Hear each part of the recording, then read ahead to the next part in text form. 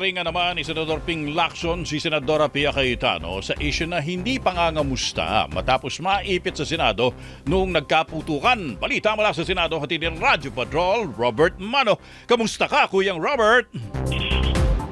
Daphne, pinasaringan ni Senator Panfilo Lacson si Senator Pia Cayetano na umiyak kahapon sa plenaryo kasunod ng pag-ukat sa nangyaring parilan noong May 13 matapos hindi raw kumustahin ng mga minority senator ang mga majority senator na naipit sa loob ng Senate building. Sa kanyang post sa X account, sinabi ni Lacson na paano ko kumustahin ang masasayang nagkakainan, nagkakape at naka-FB Live para pagbintangan naman ang minority bloc na may alam daw sa putukan ng paris sa Senado. Samantala, nagpahayag naman si Lacson ng double relief matapos si Senator Pia Cayetano ang ipalit sa kanya bilang pinuno ng Senate Blue Ribbon Committee.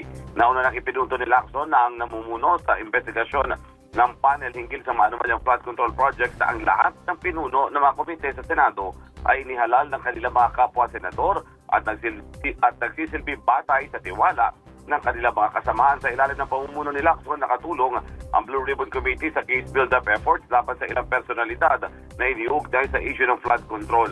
Ngunit binigyan din niya na ang pag-alis niya bilang chairperson ng Blue Ribbon Committee ay hindi naman magpapahina sa kanyang matagal ng laban kontra katiwalian at iba pang anyo ng maling gawain.